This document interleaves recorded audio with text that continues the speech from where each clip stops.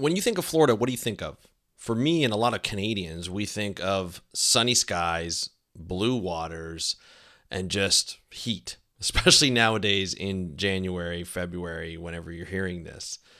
However, there's something going on in Florida that's might be preventing people not only from going to Florida, but also from people making money in Florida off tourism. And we're going to talk about what that is on today's episode of the How to Protect the Ocean podcast. Let's start the show.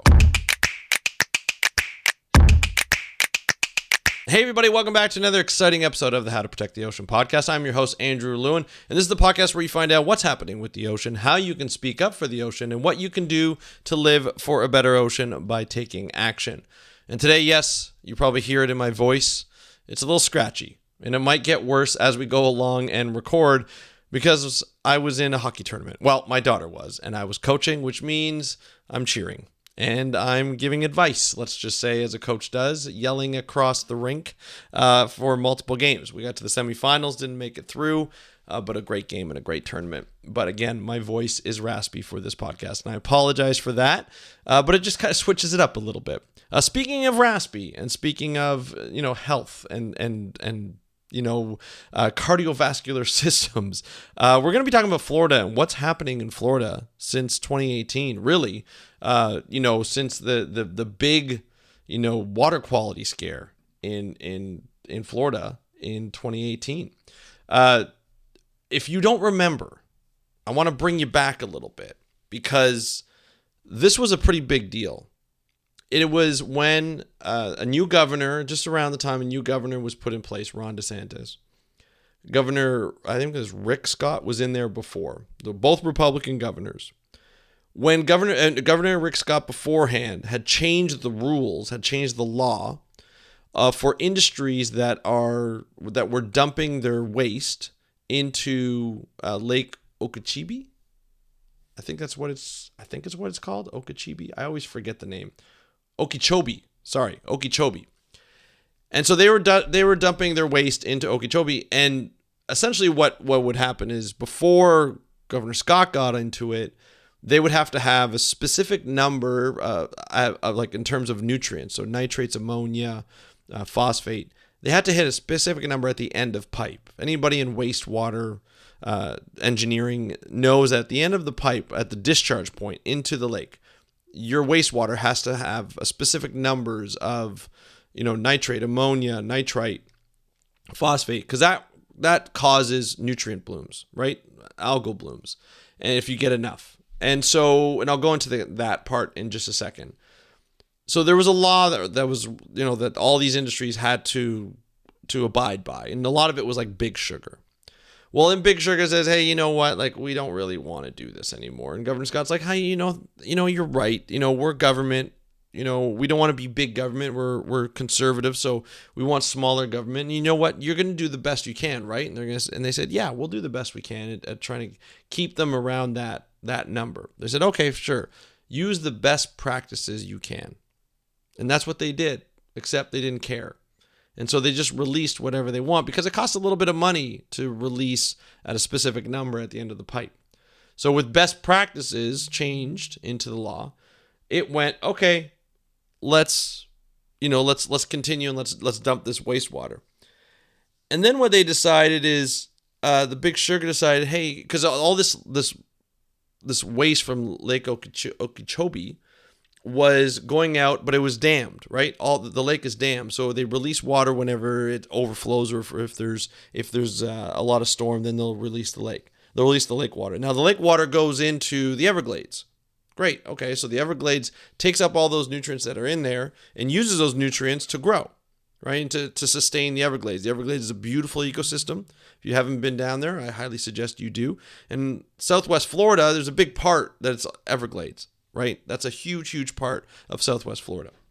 Well, Big Sugar all of a sudden decided to come around when I think it was either Scott or DeSantis. I don't know who was in power at that point, but they said, hey, you know what? We want to build our factory like right in one section of the Everglades. So we're going to destroy those Everglades. We're going to put land on top and we're going to build on there. But we don't want water to go. We don't want to get flooded. Okay, no problem. We're going to divert. So the government said, we're going to divert the water into two lake systems or two river systems that one will go out to the Gulf of Mexico and one will go out to the Atlantic. Well, what happens when you put highly nutrient-rich waters into rivers and small rivers that may or may not be fast flowing at the time? The heat goes up because of climate change, and it's Florida. It's just hot anyway. And every year it's getting hotter and hotter. And then so at the right time, right, when you don't get the mix, you get this algal bloom. And then it goes out into the coastline. Well, that algal bloom gets thicker and thicker and thicker as it gets more and more concentrated. And so at one point in 2018, just along, especially along the west coast, like the Gulf of Mexico coast, there was like mats of blue-green algae. Like, I mean mats. People said it smelled like death because what was happening is fish and manatees and dolphins and sea turtles, all this ocean life was dying because they couldn't get oxygen within the water. A lot of the seagrass habitats died because of nutrient explosion of algal blooms. And so those algal blooms basically smothered those seagrasses, which was like a major source of food for manatees. So now the manatee population is suffering because there's not enough food to feed it, to a point where now the government is just feeding it lettuce because it has to feed it lettuce.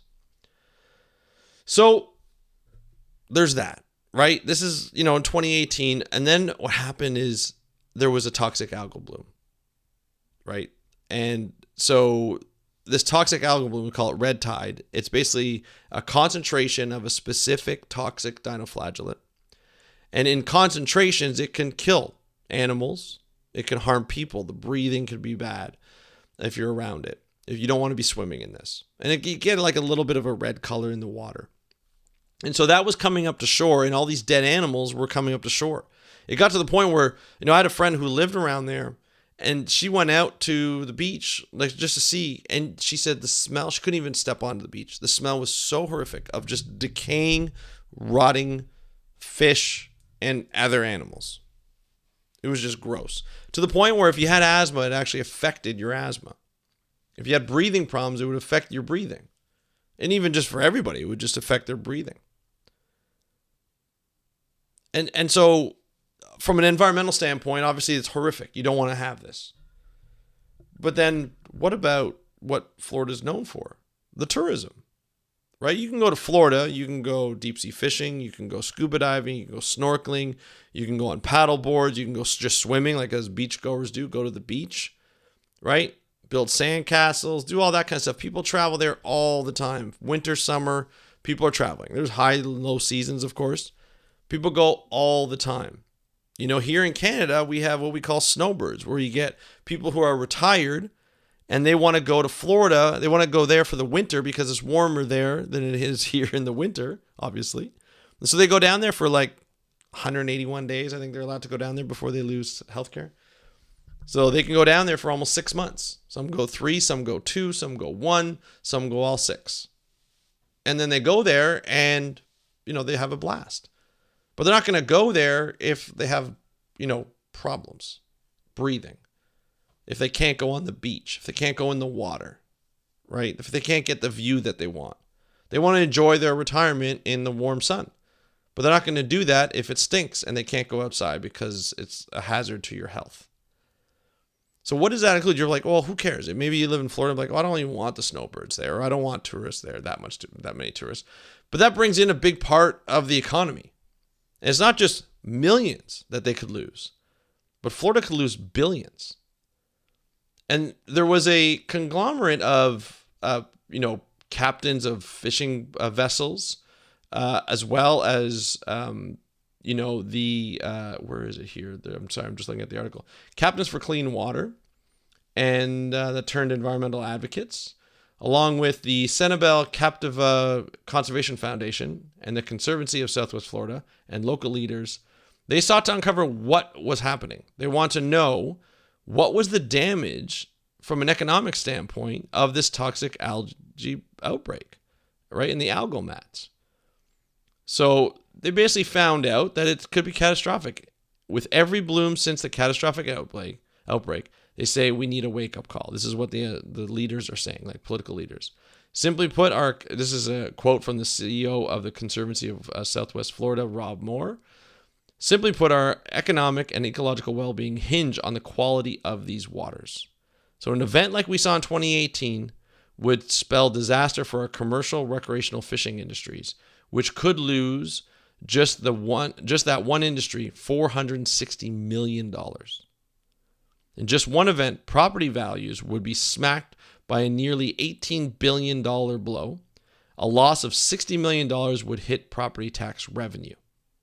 I'm going to link to this article that I'm looking at because there's an executive summary of the Captiva Conservation Foundation, Senate Bill Captiva Conservation Foundation, retained green economics, not green as in the color, but green as in the name with an E, to quantify the economic impacts of harmful water quality events and degraded water quality in Southwest Florida economy.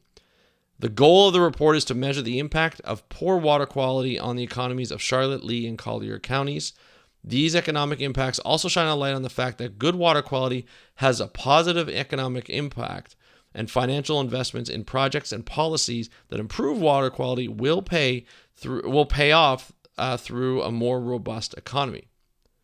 So here are the results. The results of the analysis show that with other events in Charlotte, Lee, and Collier counties similar to the HABs, which is the harmful algal blooms experienced in 2005 and 2006, as well as 2018, the study area would lose over $460 million in commercial and recreational fishing, over 43,000 jobs, $5.2 billion in local economic output, and $17.8 in property values, with an associated $60 million in property tax revenue. And finally, $8.1 billion in the value of outdoor recreation or quality of life. And then there's a table below. So if you want to check it out, you can check it out in the link in the show notes. But Moore goes on to say there'd also be significant impacts on the value of outdoor recreation, the ability to walk on a beach or kayak in a river without getting sick. Now, one of the things that's always been on my bucket list from Florida that I've wanted to do in Florida was swim with the manatees. Swim with manatees that are free, right? Manatees are protected species, so I wouldn't touch them or anything. But there were tourist attractions that you can go swimming with the manatees if you behaved appropriately, of course. And I think it was like in a specific river. It was like Clear River or Clearwater River or something like that. But it was a beautiful place that people got to go, and they got to even see the manatees. Well, now the manatee population is going down. They're even more in danger than they were before. There's algal blooms all over the place. There's dead things that happen on a regular occurrence that wash up against the beach because of these harmful algal blooms. And the economy's taking a hit just from inflation and everything. So just imagine how much more this economy is going to take a hit. We're going to see harmful algal blooms again, right? It's just going to happen. But how often and how much damage is it going to cause to the local economy? A lot of times when we talk about the environment, the degradation of the environment, we talk about climate change, we talk about hurricane impacts. Local economies take a huge hit. And if there's a reputation of bad water quality in Florida, which it already has, less people are going to go. This has nothing to do with politics. It has nothing to do with which party is in charge.